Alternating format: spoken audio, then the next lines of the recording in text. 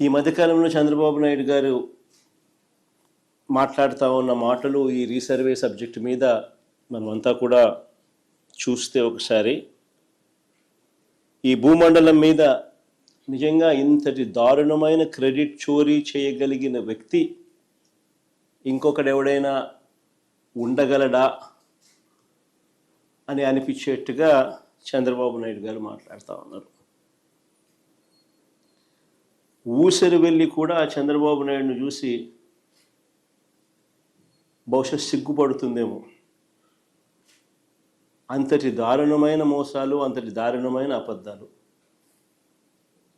నేను సూటిగా చంద్రబాబు నాయుడు గారిని అడుగుతా ఉన్నాను, మీ ద్వారా ప్రజలందరి తరపున అడుగుతా ఉన్నా.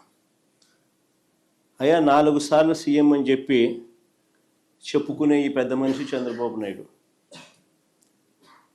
నేను అడుగుతా ఉన్నా, భూముల రీసర్వే చేయాలన్న కనీస ఆలోచన అయినా కూడా నీకు ఎప్పుడైనా గతంలో వచ్చిందా అని?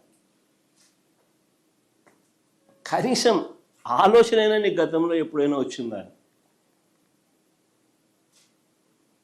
ప్రజలు ఇబ్బందుల్లో ఉన్నారు, రైతన్నలు ఇబ్బందుల్లో ఉన్నారు, రకరకాల సమస్యలు ఎదుర్కొంటా ఉన్నారు. భూ సమస్యల మీద, వారి సమస్యల మీద కనీసం నీకు ఎప్పుడైనా రీసర్వే చేయించి వాళ్ళ సమస్యలన్నీ తీర్చాలి అని చెప్పి కనీసం నీకు ఏ రోజైనా ఆలోచన అయినా వచ్చిందా చంద్రబాబు గతంలో అని అడుగుతాను.